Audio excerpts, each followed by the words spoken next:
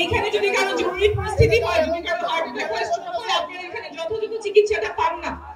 এবং এইখানে যে হাসপাতাল আছে, সেই হাসপাতালে গেলে যে ওষুধ প্রয়োজন, ওষুধ দেখা যায় বাইরে থেকে কিনতে হয়, সাপ্লাই নাই।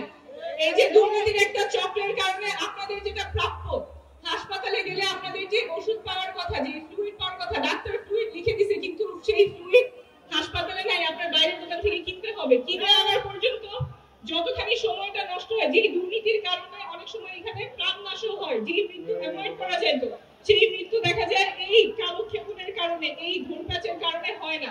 যেই দুর্নীতির কারণে মানুষের প্রাণগুলো এভাবে ঝরে যায়, সদর হাসপাতালগুলোতে অব্যবস্থাপনার শিকার হয়, সেই দুর্নীতি বাংলাদেশে আমরা ফেরত যেতে চাই না। এমন স্বাস্থ্য ব্যবস্থা চাই যেখানে টাকার অভাবে কেউ চিকিৎসার অভাবে মারা যাবে না।